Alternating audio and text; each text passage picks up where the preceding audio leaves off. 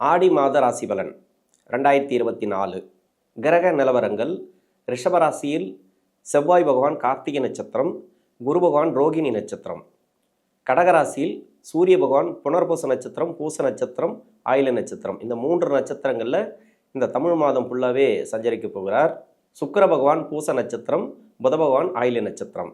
இந்த 3 கிரகங்கள், முக்குட்டு கிரகங்கள் சொல்லக்கூடிய சூரியன், புதன், சுக்கிரன் கடகராசியில் சஞ்சரிக்கிறார்கள். ஜூலை மாதம் 20ஆம் தேதிக்கு பிறகு புத பகவான் சிம்ம ராசிக்கு பயிற்சியாகிறார். ஆகஸ்ட் மாதம் 1ஆம் தேதியிலிருந்து சுக்கிர பகவான் சிம்ம ராசிக்கு பயிற்சியாகிறார். கன்னி ராசியில் கேது பகவான் அஸ்தம் நட்சத்திரம், கும்பராசியில் சனீஸ்வர பகவான் புரட்டாதி நட்சத்திரத்தில் பக்கரகதியில் சஞ்சரிக்கிறார். மீன ராசியில் ராகு பகவான் உத்திரட்டாதி நட்சத்திரம். 27 நட்சத்திரங்களுக்கும் உடைபட்ட நட்சத்திரங்களோடு சேர்த்து 36 நட்சத்திரங்களுக்கும் தசாபுத்தி ரீதியாக பலன்களை கணித்திருக்கிறேன். நான் முதல்ல வீடியோ போடுறதுனால ஒரு சில தடுமாற்றங்கள் இருக்கும். இந்த வீடியோவை நீங்கள் முதலாக பார்க்குறீங்க அப்படின்னாக்கா சப்ஸ்கிரைபர் பண்ணி எனக்கு ஆதரவு கொடுங்கள். துலாம் ராசி விசாக நட்சத்திரம், இது குருவோட நட்சத்திரம். தசா காலங்கள் 16 வருடம். என்னோட கணக்குப்படி 13 வருடத்தை நான் கணக்கில் எடுத்துக்கிறேன். உங்கள் சுய ஜாதகத்தில் என்ன தசாபுத்தி இருப்பு இருக்கோ அதை நீங்கள் கணக்கில் வச்சிங்க. இந்த துலா ராசியில் இருக்கக்கூடிய விசாக நட்சத்திரத்துக்கு 3 பாதங்கள் மட்டுமே, 3×12. துலா ராசியில் இருக்கக்கூடிய விசாக நட்சத்திரத்துக்கு 3 பாதங்கள் மட்டுமே இருக்கிறதுனால என்னோட கணக்குப்படி நான் 13 வருடத்தை நான் கணக்கில் எடுத்துக்கிறேன். 13 வயசு வரைக்கும் குரு தசை நடப்பில் வந்தால் பிறகு 19 வருடங்கள் சனி தசை. 13 + ஒரு 19 32. 32 வயசு வரைக்கும் சனி தசை நடப்பில் வரும். இப்போ படிக்கக்கூடிய காலங்களில் உங்களுக்கு சனி தசை நடப்பில் வந்துச்சுனாக்கா இந்த துளாராசியில் இருக்கக்கூடிய விசாக நட்சத்திரக்காரர்களுக்கு ஆடி மாதம் அப்படிங்கிறது எப்படியாப்பட்ட மாதம்?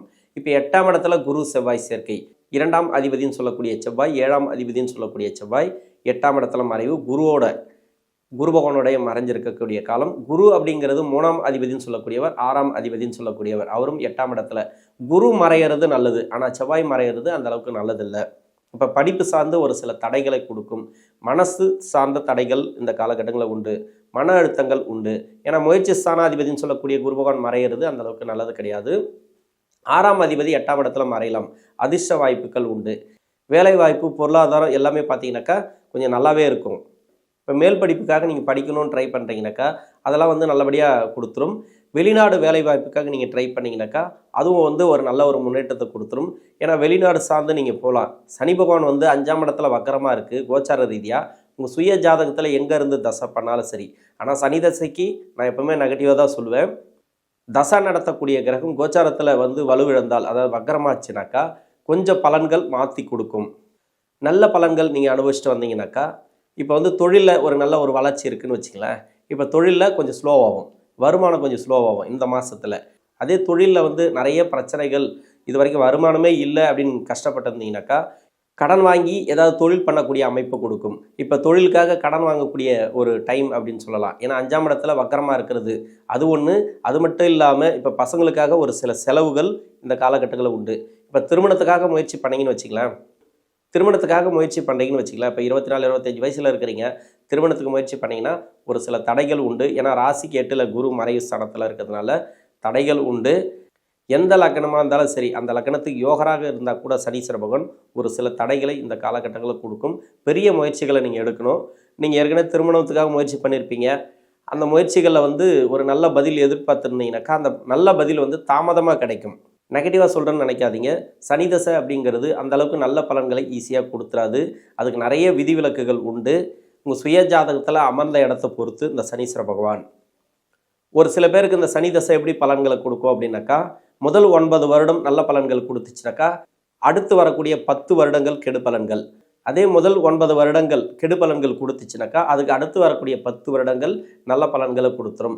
இது மாதிரி இந்த சனீஸ்வர பகவான் மாற்றி தான் கொடுக்குமே தவிர ஒரே மாதிரியான பலன்களை கொடுக்காது. எந்த மாதிரியான பலன்களை கொடுத்தாலும் சரி, இந்த சனி தசையில் ரொம்ப பார்த்து தான் நீங்கள் தொழில் பண்ணணும். எதையுமே நீங்கள் யோசித்து தான் பண்ணணும். யாரையும் நம்பி பணம் கொடுக்குறதோ கடன் பெரிய அளவில் வாங்குறதோ வேண்டாம்.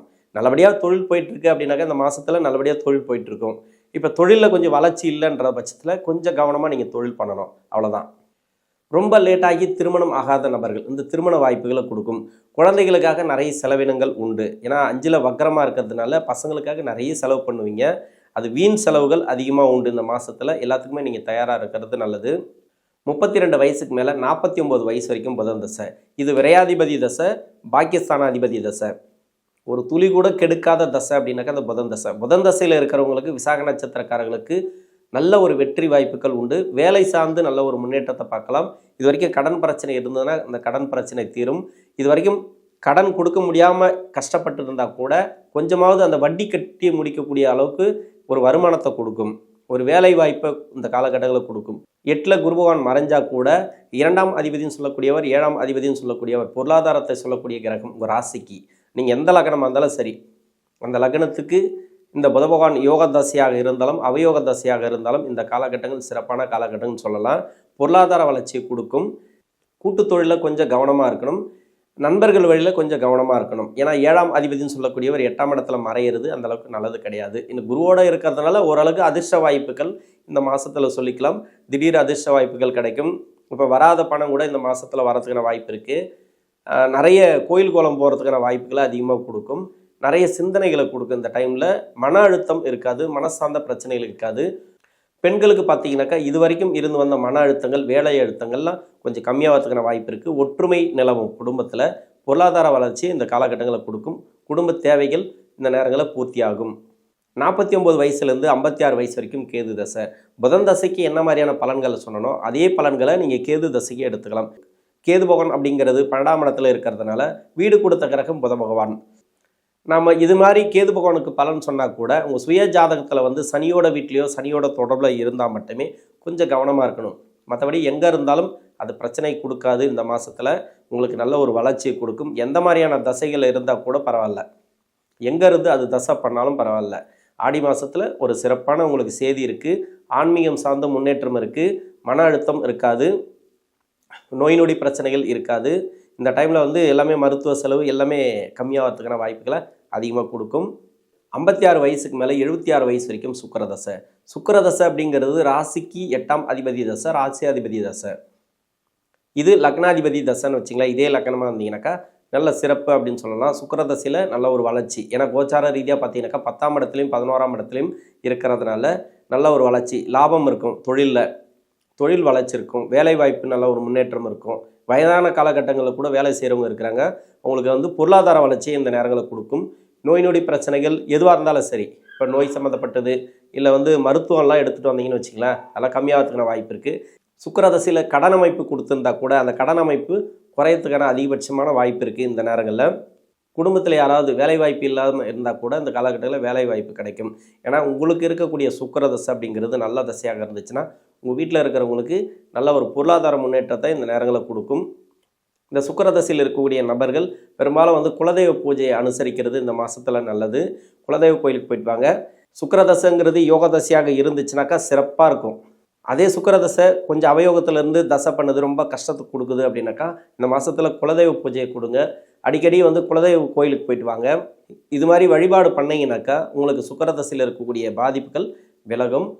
76 வயசுக்கு மேலே 82 வயசு வரைக்கும் சூரிய தசை. சூரிய தசை அந்தளவுக்கு நல்லது பண்ணாது.